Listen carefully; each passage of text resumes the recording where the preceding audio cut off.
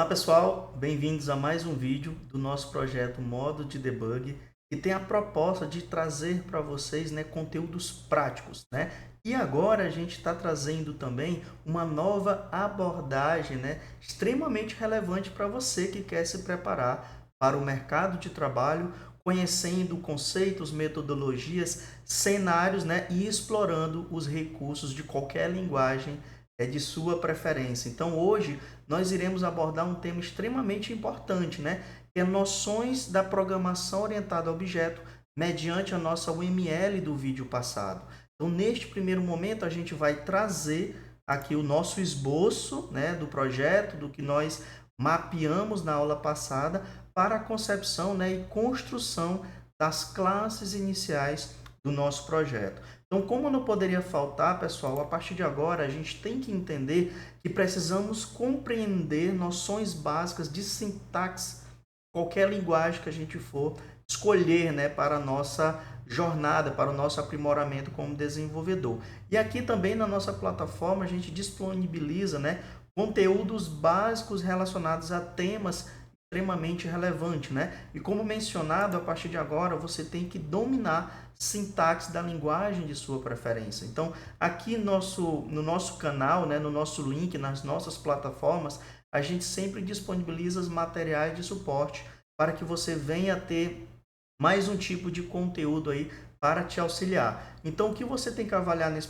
neste primeiro momento, é avaliar conceitos que são destacados dentro deste nosso link, como sintaxe, anatomia de uma classe, definição de variáveis, nomenclatura de métodos, entre outros conceitos, para que você esteja muito mais engajado, e às vezes não sofra com conceitos básicos, detalhes diante dos teus estudos. Então, segue aqui esse material que vai te auxiliar. Mas como foi mencionado, a nossa proposta é trazer a concepção da construção do nosso projeto mediante esta UML.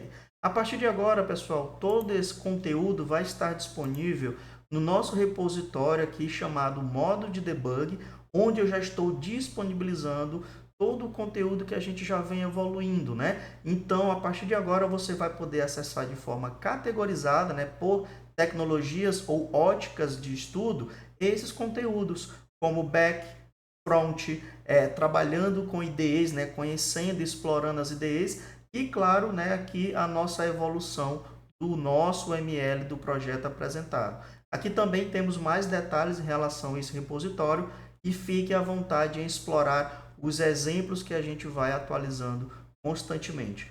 Como foi mencionado, a gente vai subir mais um projetinho nesta pasta back relacionado à nossa linguagem, Java, neste primeiro momento. Então, a gente vai criar aqui, utilizando a ferramenta IntelliJ, a IDE IntelliJ. Se você tiver dificuldade em instalar o IntelliJ, escolher uma IDE ou também instalar o Java na tua máquina, também nós temos aqui em nosso canal uma playlist chamada de Shorts, onde a gente ilustra aqui vários cenários para vocês instalarem, configurar o primeiro setup aí do teu projeto mediante as tuas tecnologias. Então a gente tem aqui muito materialzinho relevante para este primeiro momento. Então, a partir de agora, nós vamos criar um novo projeto, tá? E esse novo projeto ele vai ser um projeto Java básico, tá, pessoal? Aqui a gente não vai usar nenhum framework, nenhuma tecnologia neste primeiro momento, tá? Futuramente a gente vai falar de Spring, JPA, banco de dados, frameworks ORM, entre outros. Então, nesse primeiro momento, a gente só vai criar um projetinho simples, tá? Então, nesse momento, eu vou chamar aqui aula 2-PO, tá? Onde a gente vai explorar a concepção da programação orientada a objetos, tá? E aqui eu vou escolher um diretório a partir de agora, e o nosso diretório é o estudos, tá aqui ele, Vejam só, no nosso repositório, vou vir aqui em back, dentro de Java, vamos ter agora a aula 2. Então, vamos confirmar. Às vezes eu confundo se ele vai criar um repositório a mais, um diretório a mais, mas eu acredito que sim. Então, vamos confirmar, ok? Aqui ele está pedindo para criar um repositório Git, não é necessário. Nós vamos utilizar a linguagem Java, com seu empacotador Java, utilizando o Maven ou o IntelliJ. Como eu falei para vocês, a gente vai usar um projeto simples. Depois a gente vai falar de Maven, Spring, entre outros. Então aqui eu vou escolher IntelliJ nesse primeiro momento e também a minha JDK. Se você não tem a JDK já instalada, o IntelliJ te auxilia a você instalar uma JDK mais atual. Então eu vou escolher aqui a 1.8, que é o suficiente para esse primeiro momento. Então vou aqui criar, vejam só, está aqui o nosso projeto. Vamos confirmar se realmente ele está na nossa subpasta. Então acredito eu que ele está aqui, ó, aula 2 PO, que vocês vão acessar este conteúdo, ó, vejam só, ok? Então estará tudo disponível em breve para todos vocês. Então vou maximizar aqui. Ele já criou uma classe main, né, uma classe principal, e a gente só vai dar um overview rapidinho da estrutura deste projeto. Então vou apagar tudo, poderia até apagar a classe main, mas eu vou deixar ela aqui só fazendo algumas modificações. A nível conceitual, pessoal, todo projeto na linguagem Java, ele costuma ser adotado uma estrutura de diretório. Eu tenho um projeto e dentro do projeto eu tenho a pasta src. Esta pasta src ela pode conter outras subpastas que a partir de src a gente considera como pacotes. Então existe uma grande particularidade como pacotes na linguagem Java. Nesse primeiro momento nós não vamos explorar, né, para não trazer um pouco de complexidade. Mas futuramente, quando a gente tiver mais classes, mais funcionalidade no nosso projeto, os pacotes entrarão em destaque a partir de agora. Então o que a gente vai fazer agora é transportar toda a nossa diagramação, aquela análise, aquele brainstorming que a gente realizou na aula passada, para materializar em arquivos, né, em código em nosso projeto, tá? Então, neste primeiro exercício, nós vamos basicamente replicar o nosso diagrama em classes no nosso projeto. Então, eu vou vir aqui, eu sei que eu tenho uma classe cadastro, uma classe conta, telefone e assim por diante. E aí, qual a dica que eu digo para vocês, né, que eu indico a vocês realizarem a partir de agora? Sempre avaliem, pessoal, uma classe central, onde essa classe vai precisar de dependências e essas dependências serão atributos envolvendo-se a esta classe em questão. Então, se a gente for fazer uma retrospectiva, nós temos duas classes central, que é a cadastro e a conta, né? Eu vou até marcar aqui com uma outra corzinha, só para deixar mais ilustrativo. Não ficou muito ruim, vamos colocar uma cor mais sutil aqui. Então, vou colocar... Essas duas classes são classes centrais, né? Classes principais, né? Que tem assim grande destaque na nossa implementação. Se você quiser, você pode separar por módulos, né? Organizando aqui o teu diagrama, criando aqui uma divisão lógica, né? O conceitual, colocando que essas classes fazem parte de algum módulo, né? Eu vou colocar aqui, ó, módulo de cadastros, ó, cadastros. Então, quais seriam as classes que fariam parte desse nosso módulo de cadastros? E assim por diante. Então, aqui você pode brincar com a sua criatividade e interagir com noções da orientação a objetos, tá bom? E aí, como foi falado, nós temos aqui a classe principal cadastro com alguns atributos. Então, como transportar essa diagramação para classes em nosso projeto? Muito simples, pessoal. Essa é uma das etapas que ela é mais Ctrl+C e Ctrl+V, mas é extremamente importante, né? Então, eu vou vir aqui, vou dar um New Java Class e a primeira classe é a nossa classe de cadastro. Então, aqui até sugerindo para adicionar no repositório, vou adicionar e temos aqui a nossa primeira classe, cadastro. Nesse momento, não vou mencionar nesse primeiro momento, tá, pessoal, regras de sintaxe ou anatomia das classes. Foram disponibilizados, né, todo esse conteúdo naquele material estático e em breve a gente vai ter um conteúdo só sobre anatomia da classe, explorando conceitos, dicas, padrões e boas práticas, tá bom? Então vamos só chegar aqui e fazer um trabalho braçal nesse primeiro momento, tá? Então aqui eu estou dizendo que a minha classe precisa de um nome, uma data de nascimento e um CPF.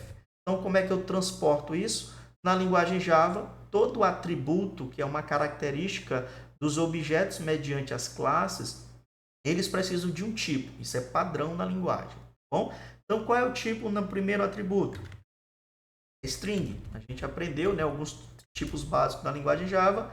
Tem o tipo string. Então, vem aqui, string nome. Vamos colocar logo o outro. string CPF, não precisa seguir a mesma ordem, tá? E agora a nossa data de nascimento. Vamos ver aqui, ó. Qual será o tipo na linguagem Java, né? E aí entra-se questões, debates, pessoal, em relação à evolução da linguagem, tá? Até tempos atrás, usávamos uma classe chamada date dentro da linguagem Java. E por que está dando esse erro? É porque algumas classes precisarão ser importadas dentro do seu projeto por não ser classes padrão, né? De um pacote padrão da linguagem Java. Então, isso é um tema para um outro momento a gente discutir, mas vocês têm que ter ciência que não é erro de sintaxe. Você precisa importar algumas classes, algumas não e algumas sim. Deixo aqui o desafio para vocês pesquisarem quais são as classes default da linguagem Java e quais outras precisarão ser importadas. Bom, então vou colocar aqui mais a gente utiliza desde a versão 8 da linguagem Java, que é a local date. Tá? E aí esta classe local date ela já foi importada e esse registro, né, de import foi citado nas primeiras linhas do nosso código, né, do nosso arquivo. Então temos mais um padrão: imports ficarão sempre no início do nosso arquivo, antes mesmo da declaração da classe. Então é importante, pessoal, se a gente quer evoluir, se a gente quer ter convicção do que a gente está estudando, a gente precisa se atentar a estes detalhes, tá bom? Então aqui eu já criei a nossa classe cadastro, né, nesse primeiro momento.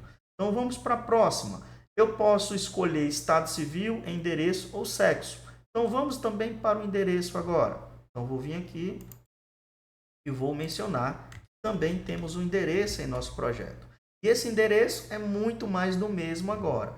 Ele vai precisar do logradouro e do número. Então eu vou colocar aqui, ó, logradouro, string logradouro, sempre encerrando o atributo com ponto e vírgula, tá? E string número. Então já fechamos mais um arquivo, né? Mais uma classe do nosso projeto. Vamos agora para o sexo e estado civil. Então vou colocar aqui o sexo, ok? E agora surgiu um outro conceito dentro da linguagem, né? Foi mencionado que o sexo e o estado civil serão constantes ou enums dentro do nosso projeto. Então, neste caso, quais são as regras para definir um enum dentro da linguagem Java? Ou grande parte das linguagens, tá, pessoal? Então, você vem aqui, coloca enum, deixa de ser uma classe e passa a ser o enum, e agora o valor dessas opções, dessas alternativas, eles serão representados como objetos lógicos, né, dentro da nossa aplicação. E automaticamente a gente cria uma variável, ou que nós chamamos de referência, para este objeto que vai já estar pré-definido em nosso projeto. Que no caso é masculino, vírgula, feminino. Ok? E também depois você poderá colocar, obviamente, né, outros ou especificar outras opções de sexo em teu sistema. Uma grande particularidade, pessoal, aqui é num, ele é sempre em caixa alta, como mencionado, né, diferentemente dos nossos atributos. E também as opções de um enum, ele não tem um tipo, porque este objeto é deste tipo, né? Então, é mais ou menos uma jogada que as linguagens oferecem para você não precisar criar objetos imutáveis com a finalidade de manter eles padrão, né? Imutável, sem alteração dentro do teu projeto. Então aqui eu estou dizendo que o sexo é do tipo masculino. Então isso traz uma referência a um tipo de valor em nossa aplicação, tá? Se vocês forem utilizar uma constante, né? Um tipo de sexo que precisa de palavra composta, você teria que colocar o underline e a outra palavra, ó, outra palavra, ó. E assim ficaria a tua constante ou as opções do seu enum, tá bom? Então vamos vir aqui, temos a nossa definição. Então aqui temos o cadastro, já foi colocado o estado civil, sexo, falta o estado civil. Então aqui, nova, estado civil. Então, solteiro e casado, né? Então, vamos lá. Solteiro, vírgula, casado. Tá dando erro por quê? Porque nós não mudamos a classe para um enum. tá? Não vamos mais nos desesperar com esses conceitos agora, né? E chegou o tão esperado momento, né?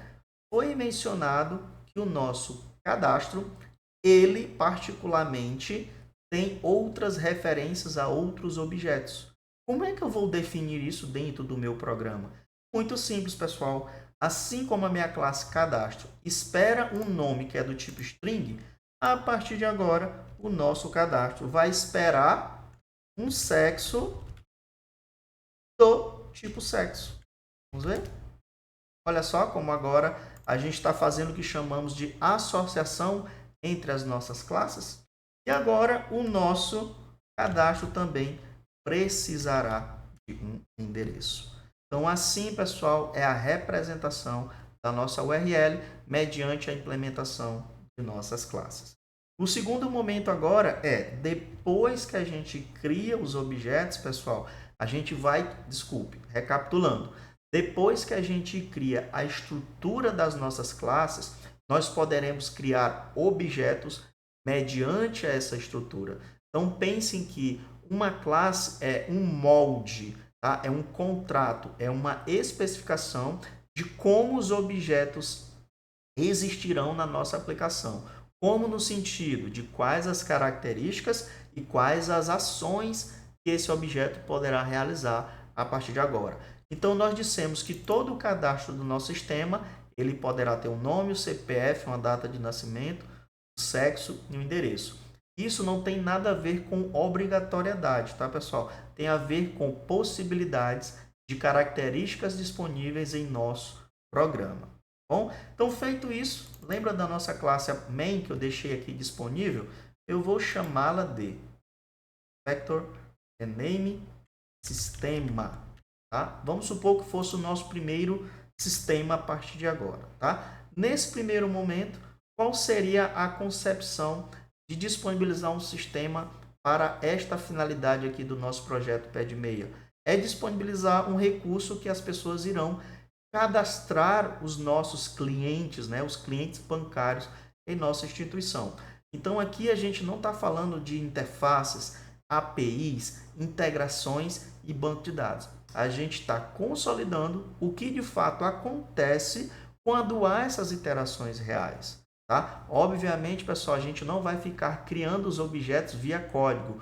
Os objetos existirão via interação em nossa aplicação.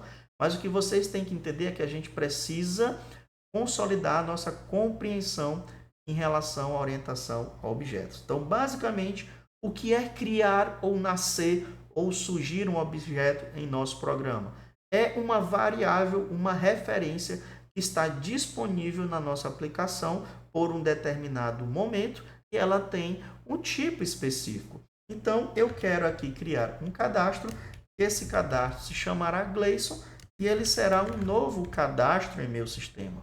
Então, a partir de agora, eu tenho um objeto. Esse objeto foi criado, está disponível na minha aplicação. Imagina você que a sua tela do sistema de cadastro totalmente em branco. Então, agora, a gente irá preencher as informações. Então, o Gleison.cpf é igual a algumas características de CPF. Gleison.sexo, vamos supor, é igual a sexo.masculino. Então, aqui vejam como eu já defino valores pré-definidos utilizando enums. Gleison.data de nascimento é igual a como? Aí vem alguns questionamentos. Lembra que eu falei para vocês que se, dependendo do tipo que você definir para determinado atributo, você vai estruturar, você vai construir, você vai atribuir de acordo com como cada classe determina. Então, uma classe string diz que pode ser um valor literal. Um enum diz que eu vou informar uma das opções. E como seria criar um local date dentro agora da nossa aplicação? A necessidade, você estudar a classe local date e ver como ela pode ser construída. A grande vantagem é que também algumas informações e alternativas já estão no nosso repositório, como trabalhar, né, com outros conteúdos. Vejam só, então vamos ver aqui, classes essenciais. Ver se eu trato essas classes aqui essenciais.